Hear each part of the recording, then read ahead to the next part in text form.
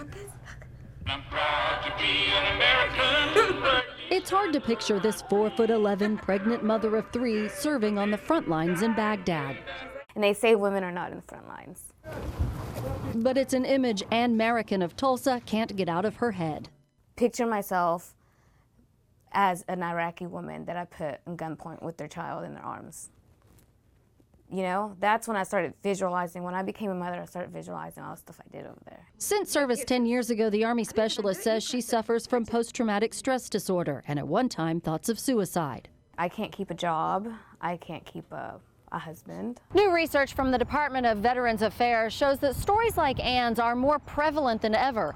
Female veterans are now 6 times more likely to commit suicide than civilian women. A reason for the increase isn't defined in the study, but Ann points to the pressures they face while in the field. Pressures to keep up with the boys, even sexual harassment.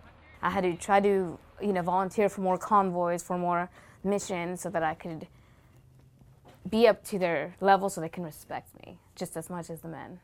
So they would leave you alone? So they would leave me alone, yes. If the findings seem surprising, Cynthia Rory from the Mental Health Association of Tulsa says it's because families often don't want to talk about it.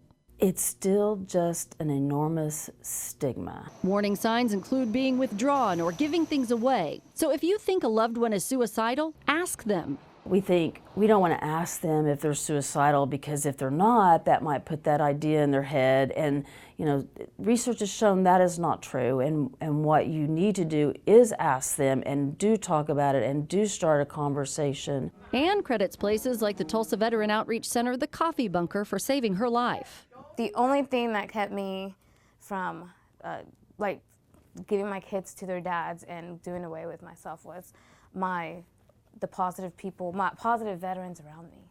Mary Ligon founded the nonprofit after her son Daniel took his life. He had just returned from Iraq.